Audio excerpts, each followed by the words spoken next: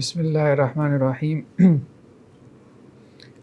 جی، کتاب الصیام کا ہم مطالعہ کر رہے تھے، تو آج ہم نے ڈسکس کرنا ہے مباحات الصوم، یعنی وہ امور جن کا کرنا روزے میں جائز ہے، مطلب الاؤڈ ہے، مباحات الصوم۔ سب سے پہلے جس چیز کا انہوں نے تذکرہ کیا، نزول الماء، یعنی اپنے وجود پر پانی ڈالنا، سر پہ پانی ڈالنا، یا ایون کہ نہا لینا، غسل کر لینا ٹھنڈک حاصل کرنے کے لیے، تاکہ روزہ نہ لگے، ٹھیک ہے؟ تو اس میں کوئی حرج نہیں۔ بعض صحابہ سے مروی ہے، وہ یہ کہتے ہیں کہ ہم نے اللہ کے رسول صلی اللہ علیہ وسلم کو دیکھا یصب علی رأسہ الماء وہو صائم، کہ آپ صلی اللہ علیہ وسلم روزے کی حالت میں اپنے سر پہ پانی ڈال رہے تھے، یعنی اپنے آپ کو ٹھنڈک پہنچانے کے لیے۔ اور ایسا من العطش او من الحر، یا تو پیاس کی وجہ سے تھا یا گرمی کی شدت سے تھا۔ تو گرمی کی شدت سے کلی وغیرہ کر لے جیسے، تو کوئی حرج نہیں ہے، یعنی منہ خشک ہو رہا ہوتا ہے تو بندہ کلی کر لیتا ہے، تو اس کا جواز ہے۔ یا سر کو ٹھنڈا کرنے کے لیے جو ہے وہ پانی سر پہ ڈال لیتا ہے۔ نیکسٹ کیا ہے؟ الاکتحال والقطرہ، سرما لگانا، آنکھوں میں سرما لگانا یا آنکھوں میں قطرے ڈالنا، آئی ڈراپس، تو اس کا بھی جواز ہے۔ حضرت انس سے مروی ہے، یعنی یہ موقوف روایت ہے، ٹھیک ہے، حضرت انس سے، کہ انہ کان یکتحل وہو صائم، کہ وہ روزے کی حالت میں سرما لگا لیا کرتے تھے۔ تو شوافی کا یہی موقف ہے کہ روزے کی حالت میں سرما لگانے میں کوئی حرج نہیں ہے، بلکہ امام ابو حنیفہ سے بھی یہی مروی ہے رحمہ اللہ، اور بعض صحابہ اور تابعین سے بھی۔ اللہ کے رسول صلی اللہ علیہ وسلم سے ایسی کوئی بات ہمیں نہیں ملتی کہ آپ صلی اللہ علیہ وسلم نے روزے کی حالت میں سرما لگایا، لیکن صحابہ سے ملتا ہے، ٹھیک ہے، جیسے یہ موقوف روایت آ گئی حضرت انس سے کہ انہوں نے سرما لگایا۔ اس وجہ سے فقہا کی ایک جماعت اس کے جواز کی طرف گئی، اور وہیں سے بعض اہل علم نے یہ کہا ہے کہ آپ آئی ڈراپس بھی ڈال سکتے ہیں، آنکھوں میں آئی ڈراپس بھی ڈال سکتے ہیں، اس میں کوئی حرج نہیں ہے، اور یہی بات بہتر معلوم ہوتی ہے۔ نیکسٹ کیا ہے؟ القبلہ، یعنی روزے کی حالت میں بوسہ لینا۔ تو حضرت عائشہ رضی اللہ عنہا سے روایت ہے کہ اللہ کے رسول صلی اللہ علیہ وسلم روزے کی حالت میں اپنی بعض بیویوں کا بوسہ لے لیتے تھے، تو اس میں کوئی حرج نہیں۔ ایک اور روایت انہوں نے یہاں پہ نقل کی حضرت عمر رضی اللہ عنہ سے کہ ایک دن میں نے روزے کی حالت میں اپنی بیوی کا بوسہ لے لیا، تو میں اللہ کے نبی صلی اللہ علیہ وسلم کے پاس آیا، تو میں نے کہا کہ آج مجھ سے ایک بہت بڑا گناہ ہو گیا کہ میں نے روزے کی حالت میں بیوی کا بوسہ لے لیا۔ تو آپ صلی اللہ علیہ وسلم نے فرمایا، ارأیت لو تمزمزت بماء وانت صائم، اے عمر اگر آپ روزے کی حالت میں کلی کر لیں تو آپ کا کیا خیال ہے؟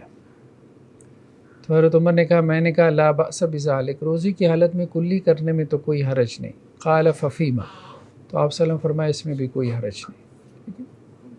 تو اصل چیز یہ ہے کہ روزہ جن چیزوں سے ٹوٹتا ہے وہ چیزیں ہیں کہ جو انسان کے، ایک تو اگر کھانے پینے کی چیزیں ہیں تو انسان کے معدے تک پہنچتی ہیں۔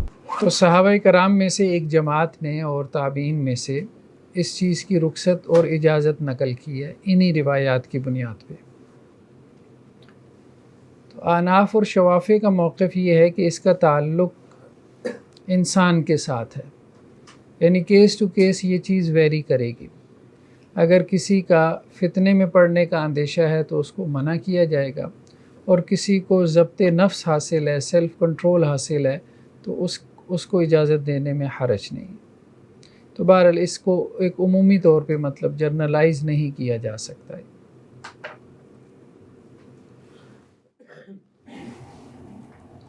نیکسٹ کیا ہے؟ الحقنہ، یعنی روزے کی حالت میں انجیکشن لگوانا۔ یہاں تو انہوں نے یہ بات کی ہی ہے صاحب کتاب نے کہ انجیکشن لگانے میں کوئی حرج نہیں ہے، یعنی مطلقاً اس کی اجازت کی بات کی ہے، لیکن یہ بات درست معلوم نہیں ہوتی مطلقاً اجازت کی بات۔ اس کی وجہ یہ ہے کہ انجیکشن دو قسم کے ہیں، ایک وہ جو بطور میڈیسن استعمال ہوتے ہیں، اور ایک وہ ہیں جو بطور غذا کے، جیسے ہمارے ہاں ڈرپ کا کانسیپٹ ہے، ٹھیک ہے، کہ آپ کے جسم میں جو ہے وہ کسی چیز کی کمی ہے تو اس کو پھر وینوفر کی ڈرپس ہیں یا اور ایسی چیزیں ہیں جن کے ذریعے سے اس کمی کو دور کیا جاتا ہے، تو اب وہ غذا کے قائم مقام۔ تو بعض اہل علم اس طرف چلے گئے کہ انجیکشن لگوانا جائز ہے، بھلے آپ 2-3 ڈرپیں بھی لگوا لیں، ٹھیک ہے، کیونکہ معدے تک کوئی چیز نہیں پہنچ رہی۔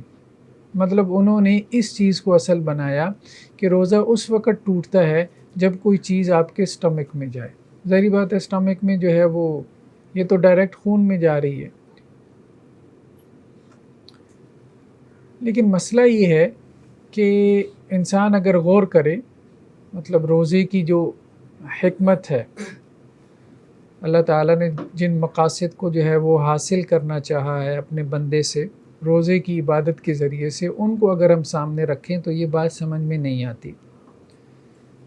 اصل چیز یہ ہے کہ جسم کو کوئی غذا دینا، ٹھیک ہے، بھلے وہ معدے کے راستے سے جائے، بھلے وہ انجیکشن کے راستے سے جائے، اگر معدے کو کھانا مل رہا ہے، غذا مل رہی ہے، تو پھر اس کا مطلب یہ ہے کہ آپ روزے سے نہیں ہیں، کیونکہ روزے میں اصل تو بھوک پیاس ہے نا۔ اب وہ بھوک پیاس آپ نے ڈرپ کے ذریعے سے پوری کر لی، تو اس لیے ڈرپ سے روزہ ٹوٹ جائے گا۔ یعنی ہم یہ فرق کریں گے کہ وہ انجیکشن جو صرف بطور میڈیسن استعمال ہو رہا ہے، جیسے بخار کا کوئی انجیکشن ہے، ٹھیک ہے، تو اس میں کوئی حرج نہیں، اس سے روزہ نہیں ٹوٹتا کہ وہ معدے میں نہیں جا رہا۔ لیکن اگر غذا کا انجیکشن ہے تو اس سے روزہ ٹوٹ جاتا ہے۔ وہ تو پھر یہی ہے کہ بندہ روزانہ 2-4 ڈرپیں لگوا لے پھر ہیں۔ دوائی والے میں بھی پانی تو ہوگا نا؟ جی دوائی والے میں بھی پانی تو ہوگا نا؟ نہیں، وہ بطور دوائی جو ہے نا، دوا کا عنصر اس پر غالب ہوگا، مطلب ایک انجیکشن ہوتا بھی کتنا ہے، ٹھیک ہے، تو بہرحال یہ فرق ہم اس کا جو ہے وہ دھیان کریں گے۔ اور پھر یہ ہے کہ کھانا جو ہم عام طور پہ کھاتے ہیں، ظاہری بات ہے کہ وہ بھی آنتوں میں جا کے پھر خون کا حصہ بن جاتا ہے نا، جو بھی اس میں سے وٹامنز وغیرہ نکلتے ہیں تو وہ آپ کے خون میں ایبزارب ہو جاتے ہیں، تو اس طرح سے آپ کے جسم کو تقویت پہنچاتے ہیں، تو وہی کام ڈرپ کر رہی ہے۔ جی ہاں، اناف کی رائے بھی یہی ہے، بلکہ ان میں سے بعض تو ڈرپ کے بھی قائل ہیں، لیکن یہ ٹھیک نہیں لگتا، ڈرپ والا معاملہ نا زیادہ مبالغہ لگتا ہے وہ غذائی، سیدھی سی بات ہے، غذا ہے، بھلے کسی ذریعے سے، مطلب ہمیں شریعت کے جو احکامات ہیں ان کی حکمتوں کو بھی دیکھنا چاہیے، صرف ظاہر کو نہیں دیکھنا چاہیے۔ مطلب ظاہر کو دیکھنا یہ ہے کہ جی اب سٹمک میں کوئی چیز جا رہی ہے کہ نہیں جا رہی، کوئی مکھی چلی گئی، کوئی مچھر چلا گیا، اب اس پہ ہم بحث کرتے رہیں چونکہ سٹمک میں گیا ہے، ٹھیک ہے، اور ادھر سے پوری ڈرپ پہنچا دیں جسم میں، ٹھیک ہے، تو اس پہ بحث کریں کہ جس سٹمک کے راستے نہیں گیا۔ اگر جیسے یہ جو ڈائبیٹکس ہوتے ہیں، بعض ان کی شوگر اتنی لو ہو جاتی ہے کہ جیسے کوما میں، لیکن جیسے ہی ان کو لگایا جاتا ہے ڈیکسٹروز، وہ فوراً اٹھ کے بیٹھ جاتے ہیں، تو اگر وہ روزے سے تو اس کا روزہ بھی ٹوٹ جائے گا نا، کیونکہ لیکن وہ اس کو انرجی ملی ہے تو وہ ہاں، بس جس چیز میں انرجی ہے نا، غذا ہے، مطلب ہم سمجھتے ہیں نا کہ غذا کسے کہتے ہیں، میڈیسن میں اور غذا میں جو فرق ہے وہ ہم سب اس کو فرق کر سکتے ہیں۔ جی آنکھ والے میں انہوں نے لکھا ہوا ہے کہ آنکھ میں ٹپکانا کا کوئی مسئلہ نہیں ہے کیونکہ پیٹ تک رستہ نہیں ہوتا، لیکن ہم جانتے ہیں میڈیسن کی صورت جو ہے کہ ایک رستہ ہوتا ہے اس کو نیزولیکریمل ڈکٹ کہتے ہیں، وہ ناک میں جاتا ہے آنکھ سے، اور پھر ناک سے گلے پہ جاتے ہیں، تو یہ نہیں وہ کہتے ہیں حلق تک جاتا ہے، سٹمک تک نہیں پہنچتا۔ اور دوسری بات یہ ہے کہ स्टोमिक तक अगर कोई पहुंच भी जाए तो कितना उसका असर पहुंचेगा, मतलब कतरे 2-3 डाले हैं, हाँ मेडिसिन है। लेकिन ये है कि ये बात अहम है कि मेडिसिन भी स्टोमिक तक नहीं पहुंचनी चाहिए। अब बात समझ, आप अगर कोई इसलिए जो है वो गोलियां फांक ले कहे कि है तो ये मेडिसिन, ग़ज़ा तो नहीं है। देखिए दोनों चीज़ें अहम हैं, दोनों चीज़ें अहम हैं कि एक चीज़ आपके मुंह के रास्ते से स्टोमिक तक ना पहुंचे, ठीक है, जिसको हम खाना पीना कहते हैं। तो खाना पीना मना है, भले वो ग़ज़ा के तौर पे हो, भले वो ग़ज़ा के अलावा हो, ठीक है, इससे रोज़ा टूट जाएगा। हाँ, लेकिन यह है कि इसके अलावा ग़ज़ा जो है वो फिर उसका जवाज़ नहीं, स्टोमिक के अलावा। जी क्या? वही जो खाने पीने से मना किया, ज़ाहिरी बात है, वो सारी नसूस इसी की हैं। नेक्स्ट क्या है? अल-हिजामा, यानी हिजामा ये जिसे हम कपिंग थेरापी कहते हैं। अरबों में ये रवाज था कि अपने जिस्म का जो फासिद खून था उसको वो निकलवा लिया करते थे हिजामा के ज़रिए से। तो हिजामा उसका जवाज़ है। तो यहाँ पे ये रवायात लेकर आए हैं कि अल्लाह के रसूल सल्लल्लाहु अलैहि वसल्लम ने रोज़े की हालत में हिजामा करवाया, यानी अपने जिस्म का फासिद खून निकलवाया।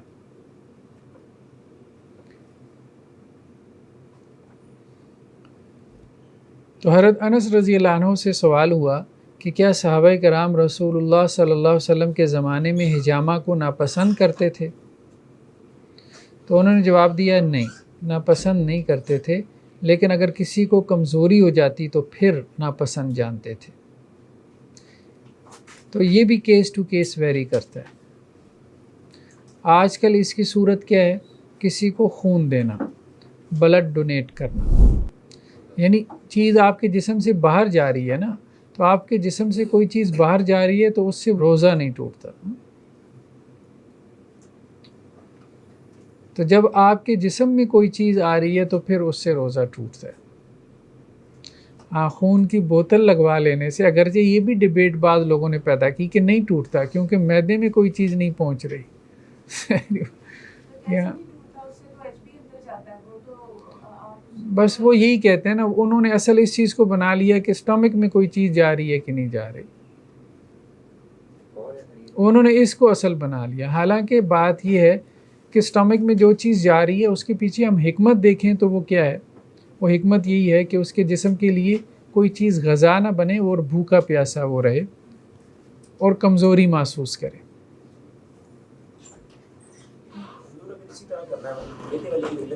तो इस तरह जो आज की जो मेडिकल साइंस ने तो आगे भी बता दिया ना कि मैदा तो वो फाइनल डेस्टिनेशन नहीं है खुराक की, उस वहाँ पे जाके तो वो ब्रेक डाउन होगा, छोटे छोटे क्वांटाइज पैकेट्स बनेंगे, फिर वो आगे ट्रांसफर होते हैं पूरी बॉडी में, जहाँ जहाँ जरूरत होती है वहाँ जाके वो खुलते हैं। तो इस तरह तो हर अगर इसी तरह पर मुख्तलिफ लोग जो है मुख्तलिफ तरह से सोचते हैं। हम किसी का दिमाग जो है वो उसके ऊपर रुकावट तो नहीं लगा सकते कि आप ऐसे ना सोचें। हम डिस्कस कर सकते हैं, ठीक है, हम अपनी हिकमत बयान कर सकते हैं, अपना नुक्ता नज़र किसी के सामने रख सकते हैं, बस इससे ज़्यादा तो कुछ नहीं कर सकते। ये भी नहीं कह सकते कि आपको हमारी बात क्यों नहीं समझ आ रही तो वो बात हमें कमज़ोर लग रही है, बस इतनी बात हम कर सकते हैं कि सिर्फ़ मादे वाली बात करना वो कमज़ोर बात मालूम हो रही है। नेक्स्ट क्या है? मज़मज़ा और इस्तिंशाक, कुल्ली करना और नाक में पानी चढ़ाना, तो इसमें कोई हरज नहीं है, ठीक है। रोज़े की हालत में हाँ वो शक ना करे, बाकी नाक में पानी चढ़ाना मुबालगा ना करे, ठीक है, मुबालगा ना करे। और अगर कुल्ली करते हुए पानी जो है वो हलक से नीचे उतर गया बग़ैर कस्त और इरादे के, तो अब इससे रोज़ा टूट जाएगा कि नहीं? तो इसमें बाज़ अहले इल्म का कहना यह है, जैसा कि इमाम शाफ़ी का या बाज़ सहाबा का, कि रोज़ा नहीं टूटेगा क्योंकि उसका कस्त और इरादा नहीं था। वो कुल्ली करते करते बहरहाल बाज़ औक़ात इंसान जो है ना मुँह में घुमाते घुमाते पता भी नहीं चला पानी हलक से नीचे उतर गया।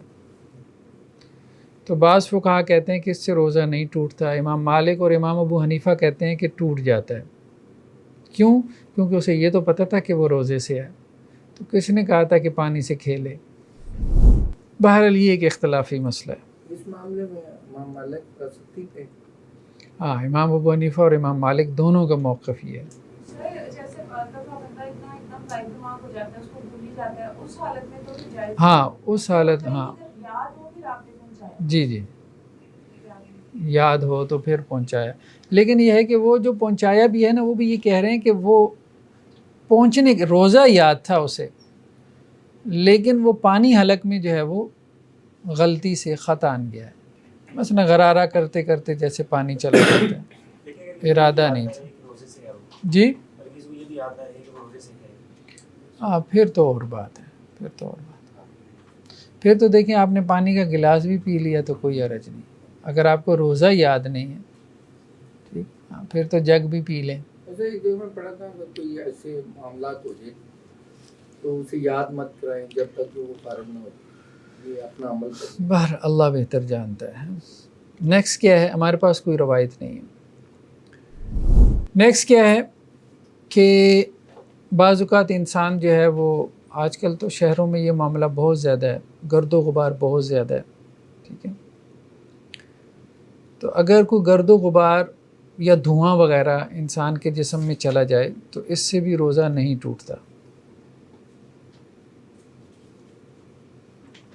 ایون کہ انسان تھوک اپنی نگل لیتا ہے تو اس سے بھی روزہ نہیں ٹوٹتا. بعض صحابہ نے اس بات کی بھی اجازت دی ہے کہ اگر کسی ضرورت کے تحت انسان کو کچھ چکھنا پڑ جائے، ٹھیک ہے، ضرورت کے تحت یہ ہے کہ جیسے کوئی چیز اس نے خریدنی ہے. اب جو چیز اس نے خریدنی ہے، اب اس میں ظاہری بات ہے کہ اس کا چکھنا جو ہے وہ لازمی ہے. چکھنے سے مراد یہ نہیں کہ اس کو وہ اندر لے کے جائے، ٹھیک ہے، ہاں صرف زبان کی حد تک. تو بعض صحابہ نے، حضرت عبداللہ ابن عباس رضی اللہ عنہ نے اس کی اجازت دی ہے.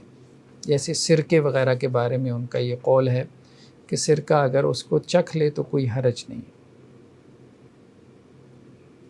یا بعض فقہا نے اس بات کی بھی اجازت دی ہے کہ وہ خاتون جس کا شوہر جو ہے وہ مرچ مسالے کا زیادہ دھیان کرتا ہو، تو اگر وہ ہنڈیا پکاتی ہوئی یہ چکھ لے، یا بعض اوقات بیماری بھی ہو سکتی ہے گھر میں کسی کو، ٹھیک ہے، کوئی پیشنٹ بھی ہو سکتا ہے، تو اس کے لیے آپ کو دھیان کرنا پڑتا ہے مرچ مسالے کا، تو اس میں اگر وہ چکھ لے تو اس میں کوئی حرج نہیں ہے. یعنی ضرورت کے تحت ہے. چکھنے سے مراد وہ یہی ہے جیسے زبان کی نوک سے سالن کو چکھ لیا اور پھر اس کو تھوک دیا ہے. تو اسی طرح سے گھروں میں جو بخور وغیرہ جلا لیتے ہیں تو کوئی حرج نہیں ہے، ٹھیک ہے. سر میں تیل لگا لینا، اس میں بھی کوئی حرج نہیں ہے. کانوں میں جو ڈراپس ڈالے جاتے ہیں وہ ایک اختلافی مسئلہ ہے، لیکن اس میں بھی صحیح بات یہی ہے کہ کوئی حرج نہیں ہے. اس میں دونوں آرام موجود ہیں. بعض فقہا اس کی اجازت نہیں دیتے کہ وہ حلق تک ان کا ذائقہ محسوس ہوتا ہے، اور بعض فقہا اس کی اجازت دیتے ہیں. اس میں بہتر رائے یہی معلوم ہوتی ہے کہ وہ میڈیسن ہے اور آپ کے اسٹامک تک نہیں پہنچتی،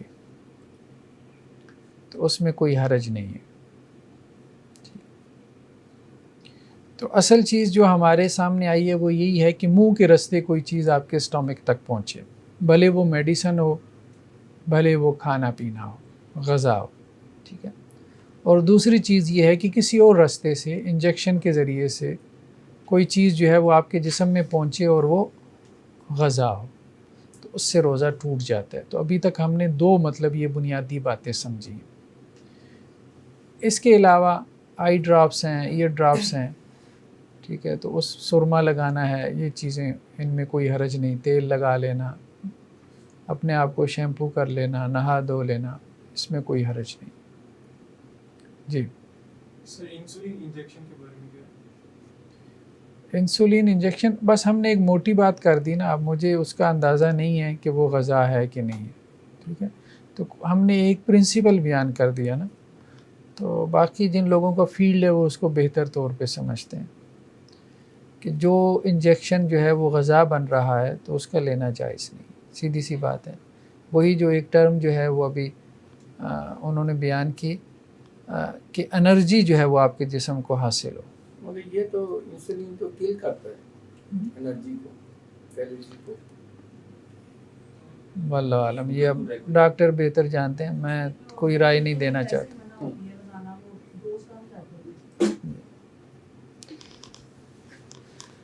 اچھا جی. جیسے دان کی درد کی صورت میں تو اگر آپ کچھ لیتے ہیں تو آگ کے حلق کے اندر پھر جائے گا اسٹمک. ہاں، روزہ نہ رکھے پھر. دانت کے درد کی صورت میں وہ کہہ رہے ہیں کہ اگر آپ کچھ لیتے ہیں تو وہ اسٹمک تک پہنچ جائے گا. تو اگر کوئی چیز اسٹمک تک پہنچ جاتی ہے حلق کو کراس کرتی ہے تو ظاہری بات ہے اس سے روزہ ٹوٹ جاتا ہے. سر اگر بیماری اتنی ہے تو ویسے روزہ چھوڑا جا سکتا ہے؟ ہاں، اگر بیماری اتنی ہے تو روزہ ویسے ہی چھوڑا جا سکتا ہے، یہ بات بھی ٹھیک ہے. تو بندہ جو ہے وہ اتنا تکلف کیوں کرے. ٹھیک ہے. سم ٹائم ایسا ہوتا ہے کہ روزے پہ سحری کی ہے اور کسی کوئی لوگ سینسٹیو ہوتے ہیں کہ ان کو بڑا گوشت نہیں کھا سکتے بعد میں کسی دانت میں درد جو سینسٹیو تھا شروع ہو گئی ہے تو اب روزے افطاری کے وقت ختم ہو چکے ہیں تو ملٹھی وغیرہ اگر اس پہ رکھ لی جائے تاکہ وہ ذرا سکون مل جائے، راحت مل جائے، یا کچھ اس طرح کی اور چیزیں بھی ہیں دیسی کہ اس کی پہ اجازت نہیں، وہ نہیں اس طرح سے نہ کرے. اتنا زیادہ جو ہے نا وہ اس کو معاملے کو نہ کھولیں. اچھا جی، یہ وہ بات جو انہوں نے کہی ہے نا ٹھیک ہے. جیسے ہمارے ہاں بعض لوگ جو ہے وہ بلڈ ڈونیٹ کرتے ہیں تو اب اس کے بعد آپ کو ڈاکٹر بھی کہتے ہیں کچھ نہ کچھ کھا پی لیں. ٹھیک ہے، جسم میں کمزوری وغیرہ ہو جاتی ہے اور انسان اس کو فیل بھی کرتا ہے.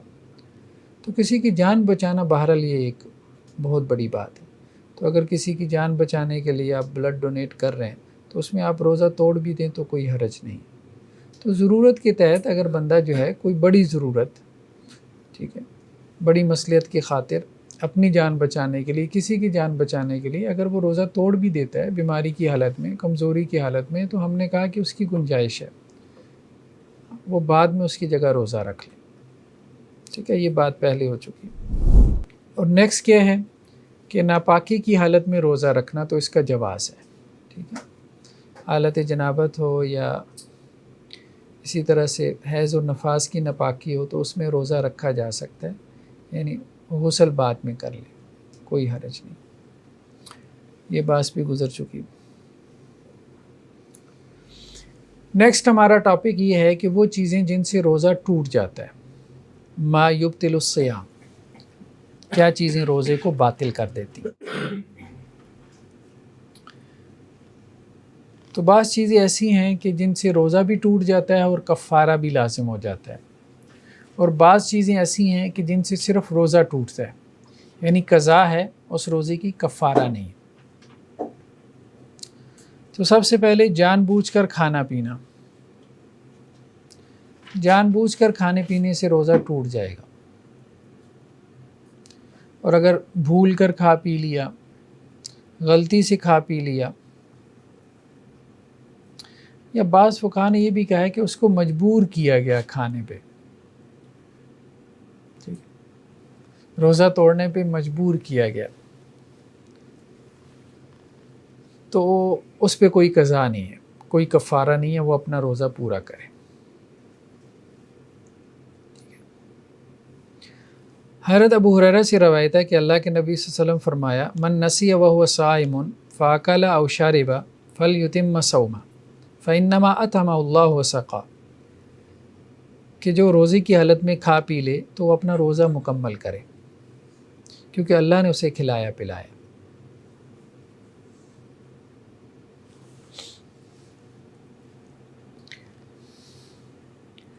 اسی طرح ایک اور روایت انہوں نے یہاں پہ بیان کی حضرت ابو ہریرہ سے کہ آپ صلی اللہ علیہ وسلم فرمایا، من افطر فی رمضان ناسیا فلا قضاء علیہ ولا کفارہ، کہ جس نے بھول کر رمضان میں کھا لیا تو نہ اس کی قضا ہے نہ اس کا کفارہ ہے. تو کھانا اور پینا یہ دونوں چیزیں، ان سے روزہ ٹوٹ جاتا ہے. نیکسٹ کیا ہے؟ القی عمدن، جان بوجھ کر قے کرنا، وومٹنگ.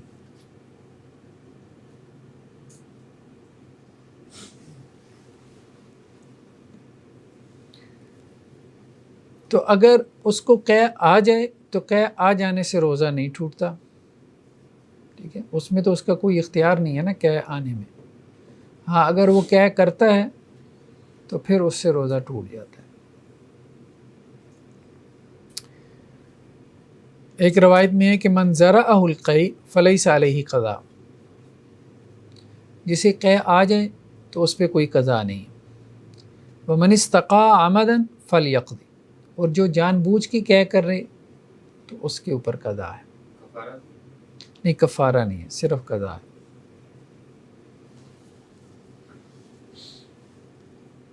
جان بوجھ کر کھانے سے قضا اور کفارہ دونوں ہو گئے یا خالی قضا ہو گئی؟ جی جان بوجھ کر کھانے پینے سے قضا اور کفارہ دونوں ہو گئے؟ یہ اختلافی مسئلہ ہے، اختلافی مسئلہ جی۔ بات کریں حید اور نفاس، اس سے بھی روزہ ٹوٹ جاتا ہے، ٹھیک ہے۔ دوران روزہ جو ہے وہ اگر مینسے شروع ہو جائیں تو اس سے بھی روزہ ٹوٹ جاتا ہے، بھلے عصر کے بعد ہو، وہ روزہ پھر دوبارہ رکھا جائے گا۔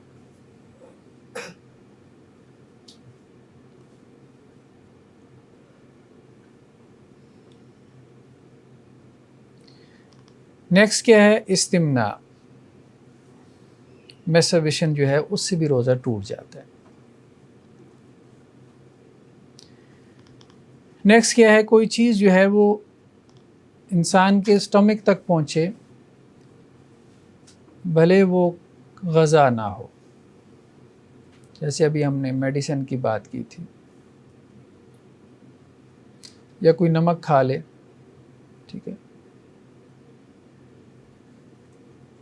اگر خطاً ہو جائے، ان انٹینشنلی ہو جائے تو اس میں کوئی حرج نہیں۔ جیسے بعض اوقات انسان کے منہ میں کوئی مچھر چلا جاتا ہے، ٹھیک ہے، تو اس سے روزہ وغیرہ نہیں ٹوٹتا۔ تو غذا کے علاوہ کوئی چیز جو ہے وہ معدے میں پہنچ جائے تو اس سے بھی روزہ ٹوٹ جاتا ہے۔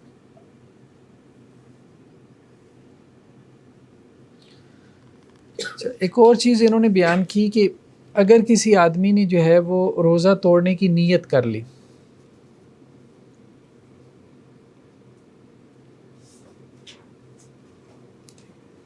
لیکن اس نے کچھ کھایا پیا نہیں، تو اس کا روزہ ٹوٹ جاتا ہے۔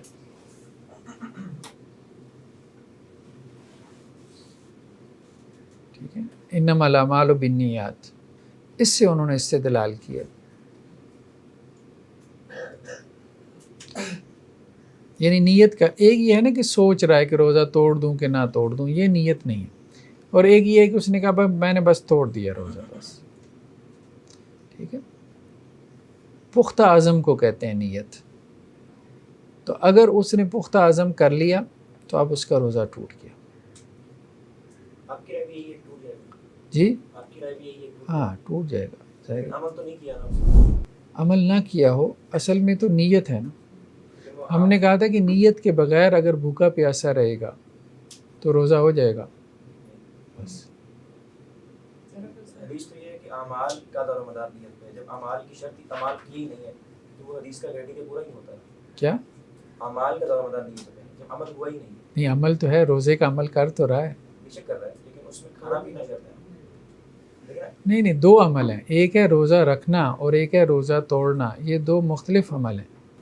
یہ اپنی بات یہ کی کہ اس نے نیت کی ہے لیکن اس نے کچھ کھایا پیا نہیں ہے، کوئی ایسا عمل سر انجام نہیں دیا جو کہ روزہ ٹوٹنے کے زمرے میں آتا ہے۔ تو جب حدیث کہتی ہے کہ اعمال کا دار و مدار نہیں ہوتا ہے، لیکن وہ یہ کہہ رہا ہے کہ میں نے روزہ توڑ دیا، لیکن اس نے کچھ کھایا پیا نہیں۔ کھایا پیا نہ ہو تو اس کہنے کا کوئی اعتبار ہے کہ نہیں ہے؟ اصل بات تو یہ سر اس میں کوئی دوسری رائے بھی ہے یا سب متفق ہے اس پہ کہ روزہ ٹوٹ جائے گا؟ یہاں انہوں نے اختلاف کا ذکر نہیں کیا۔ لیکن سر حدیث سے دو چیزیں بڑی واضح ہوتی ہیں کہ انڈیپینڈنٹ چیز ہے وہاں پہ، یعنی کہ جو اعمال ہیں اور وہ ڈیپینڈ ہو جاتے ہیں آپ کی نیت کے اوپر۔ تو جب ایک چیز ہے ہی نہیں جس کے اوپر نیت کا معاملہ ہے، جس کے اوپر دیکھا جائے گا نیت کو، وہ ہوئی نہیں ہے، تو پھر کیسے کہا جا سکتا ہے کہ وہ اس پہ نیت کا کریٹیریا لگے گا؟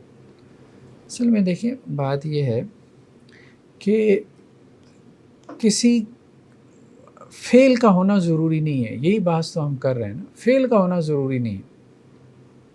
فعل ایک ثانوی چیز ہے۔ ایک ہندو سارا دن بھوکا پیاسا رہتا ہے، ایک عیسائی سارا دن مسلمانوں کی طرح بھوکا پیاسا رہتا ہے رمضان کے مہینے میں، ٹھیک ہے، اصل چیز نیت ہے جو اس کو عبادت بناتی ہے. ظاہری فعل اس کو عبادت نہیں بنا رہا. اگر کوئی ہندو جو ہے وہ اٹھنا بیٹھنا شروع کر دے یا نماز کی حیت کی طرح نماز پڑھنا شروع کر دے، یا عیسائی جو ہے وہ ہماری طرح دیکھا دیکھی نماز پڑھنا شروع کر دے، چلو یار آپ کا دوست ہے میں بھی مسجد میں چلا جاتا ہوں، اس نے نماز نہیں پڑھی، بھلے اس نے جماعت کے ساتھ آپ کے ساتھ کھڑا رہا، وضو بھی کیا، تو نیت کا بڑا اعتبار ہے. میں کچھ سے بتانا ہی چاہ رہا ہوں، یا میرا یقین یہاں پہ ہے کہ عمل ہوگا تو نیت دیکھی جائے گی نا. اگر اس طرح کوئی میں کہہ دوں گا فار ایگزامپل کہ میری نیت تھی کہ میں نے فجر پڑھنی ہے اور ابھی میری نیت ہے کہ میں نے فجر پڑھی ہوئی ہے، تو لیکن میں نے اگرچہ نہیں پڑھی، تو پھر اس کا مطلب یہ ہے کہ مجھے اس کا اجر ملنا چاہیے. نیت سے آپ کا عمل وجود میں آ جاتا ہے، اس بات کو سمجھیں. آپ نے روزے کی نیت کر لی، سحری نہیں بھی کی تو روزہ وجود میں آ گیا. بس آپ نے روزہ توڑنے کی نیت کر لی، بھلے کھانا نہیں کھایا تو روزہ ٹوٹ گیا، روزہ ٹوٹنے کا عمل وجود میں آ گیا. وہ یہ بات کرنا چاہ رہے ہیں. جی ایک شخص گناہ کا ارادہ کرتا ہے لیکن اس پہ عمل نہیں کرتا. جی ایک شخص گناہ کا ارادہ کرتا ہے لیکن اس پہ عمل نہیں کیا ابھی تک، تو وہ لکھا نہیں جاتا. ہم نیت کی بات کر رہے ہیں. ہاں نیت کی بات کر رہے ہیں. جی سر نماز بھی اسی طرح ٹوٹ جاتی ہے، اگر نماز میں وہ ایک نیت کر لے میں توڑ دوں نماز، ظاہری بات ہے نماز بھی ٹوٹ جائے گی. ارادے میں نیت میں کیا فرق ہے؟ ارادہ تو یہ ہے کہ ایک خیال ہے آ رہا ہے جا رہا ہے، نیت ایک پختہ عزم ہے نا، پختہ عزم. نیکسٹ کیا ہے؟ اصل میں فقہی اعتبار سے وہ اس کو اس طرح سے دیکھتے ہیں نا کہ نیت جو ہے وہ ارکان میں سے ایک رکن ہے. یعنی نیت کو آپ روزے کے ارکان میں شامل کر رہے ہیں کہ نہیں کر رہے. قانونی اعتبار سے وہ یوں کہتے ہیں. تو اگر آپ نے اسے صوم کا رکن مانا ہے تو ایک رکن زائل ہو گیا تو وہ عبادت جو ہے وہ آپ کی جاتی رہی، کیونکہ عبادت جو ہے اس کا جو سٹرکچر ہے وہ ارکان کے اوپر کھڑا ہوتا ہے، پلرز کے اوپر. ہاں اگر آپ نیت کو رکن نہیں مانتے، ایک اضافی چیز مانتے ہیں، تو پھر نیت توڑ دینے سے روزہ نہیں ٹوٹتا. یعنی ایک رکن کے جاتے رہنے سے وہ عبادت جو ہے وہ جاتی رہتی ہے. اگر آپ نے نیت کو کہا کہ یہ مستحب ہے، ریکمینڈڈ چیز ہے، یہ ضروری نہیں ہے روزے میں، بغیر نیت کے بھی روزہ ہو جاتا ہے، پھر اور بات ہے، پھر بات ٹھیک ہے کہ آپ نے نیت توڑنے کی کر بھی لی تو روزہ آپ کا ہے. تو یہ اس کو فقہی اور قانونی نقطہ نظر سے اس طرح سے دیکھتے ہیں کہ وہ روزے کا رکن ہے کہ نہیں ہے. آپ کی اس بارے میں کیا رائے ہے؟ اس طرح سے تو عام طور پہ اس کو روزے کا رکن مانا گیا تو وہ کہتے ہیں کہ رکن زائل ہو گیا. جب رکن زائل ہو گیا تو وہ عبادت بھی جاتی رہی. نیکسٹ کیا ہے کہ جب اس نے کھا پی لیا یہ سمجھتے ہوئے کہ سورج غروب ہو چکا تھا یا ابھی سحری کا وقت نہیں ہوا، پھر بعد میں اس کو پتہ چلا کہ نہیں سورج تو غروب نہیں ہوا تھا، سورج تو کھڑا ہے، تو ائمہ اربعہ کے نزدیک جو ہے وہ اس پہ قضا ہے. لیکن بعض فقہا کہتے ہیں کہ اس پہ قضا نہیں ہے. اہل الظاہر کا موقف یہی ہے کہ اس پہ قضا نہیں ہے. بعض تابعین کا موقف انہوں نے بیان کیا. امام ابن تیمیہ کا بھی موقف یہی ہے کہ اس پہ قضا نہیں. وہ یہ کہتے ہیں کہ یہ خطأ ہوا.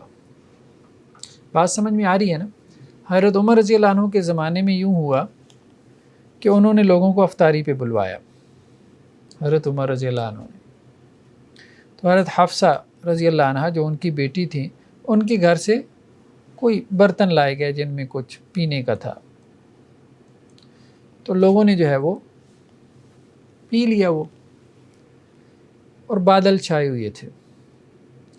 پھر اچانک اسی مجلس میں ایسا ہوا کہ بادل ہٹ گیا اور سامنے جو ہے وہ سورج نظر آنے لگا. تو اب لوگ جو ہے وہ کافی زیادہ پریشان ہو گئے. فقالوا نقضی ھذا اليوم، تو لوگوں نے کہا کہ جی ہم تو اس روزے کی قضا دیں گے. فقال عمر لما، تو حضرت عمر رضی اللہ عنہ نے کہا بھائی کیوں، کس لیے قضا دو گے؟ واللہ ما تجانفنا الاسم، کہ ہم نے جان بوجھ کے تو نہیں کھایا.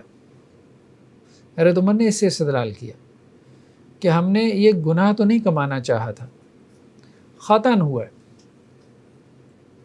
تو ایک ہے ناسین، اس کے بارے میں تو روایت آ گئی نا واضح کہ نسیان سے اگر کوئی کھا پی لے تو وہ کیا ہے، وہ معاف ہے. تو اسی طرح سے خطاً اگر کوئی کھا پی لے، یہ خطا کی مثال ہے، تو اس کے لیے بھی معاف ہے، وہ بھی اپنا روزہ جو ہے وہ پورا کرے.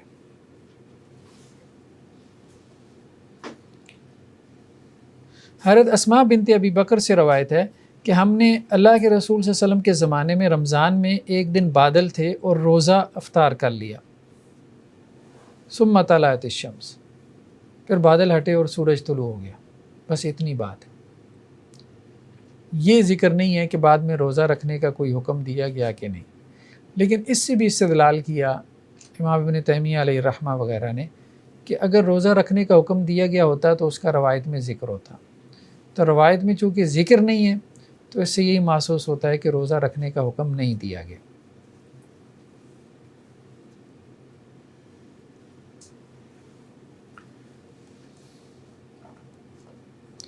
نیکسٹ کیا ہے کہ وہ اعمال جن سے روزہ بھی ٹوٹ جاتا ہے اور کفارہ بھی واجب ہو جاتا ہے.